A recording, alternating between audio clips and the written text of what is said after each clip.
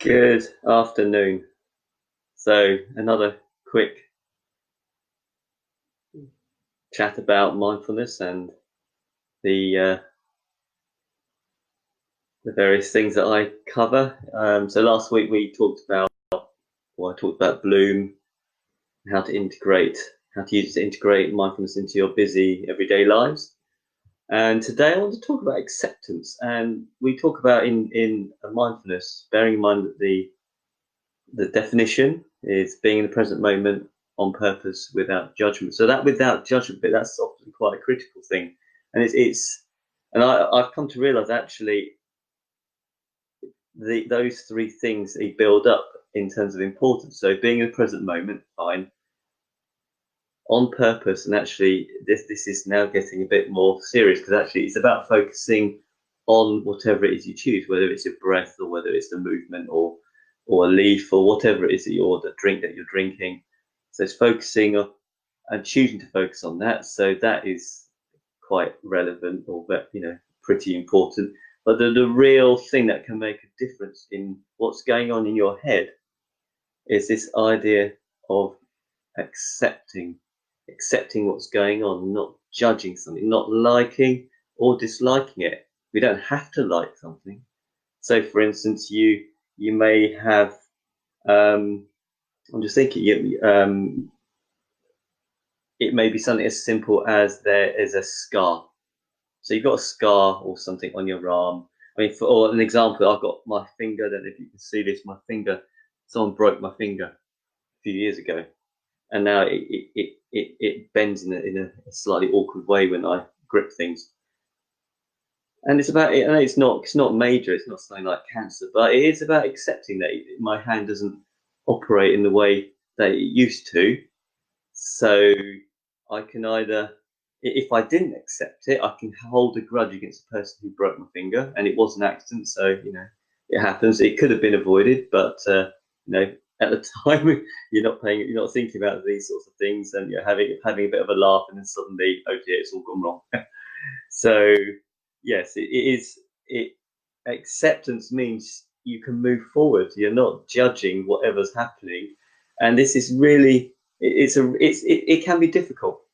It can be difficult, especially if you're doing if it's a serious thing. I mean, for me, it resulted in. I mean, it's not a major thing. It's not life or death. The fact that my finger's broken, but I was unable to do certain things. I couldn't go for a swim. I couldn't play tennis for 6 months. I couldn't do any gym work. So it did have an impact on my life. I couldn't do the fun stuff that I enjoyed. I had to type, with 8 fingers I couldn't hold things in his hand because it's you won't believe how much you tense your other fingers when you're holding a cup with just 2 or 3 fingers. So I couldn't hold cups. I don't know if you remember there was that series. I think it was based around the 1980s when we were having the Cold War. I don't know if you remember it, and it was in what Germany. This guy, he was like an East German spy, and he replaced someone in the West German army or something. And because this person he replaced he was really good at the piano, whereas the spy couldn't play the piano, so they they broke his hand so that he had an excuse for not being able to play. So he had his hand in a cast. And I remember the actor or the character picked up the coffee pot and poured it, and I thought, there's no way you could pick up that coffee pot if you really had a broken hand or broken fingers. The guy just scrunched his fingers like that, and you hear the crunching. And it's like, I just had one finger broken, and any tension I would feel it. So what I realised is actually it did affect things that I was going. It meant that I couldn't do what I wanted to do, and I had to learn to accept it. And it is this learning to accept things when you are practicing mindfulness that enables you to move forward. It enables you to decide what you want to do without having past experiences affecting your decisions. And they do a lot of this in EFT. You know, that even though, I don't know if it's EFT is that tapping thing that you may see people do to overcome emotional issues. So even though whatever happened, I deeply and completely accept myself, it's always that notion of acceptance.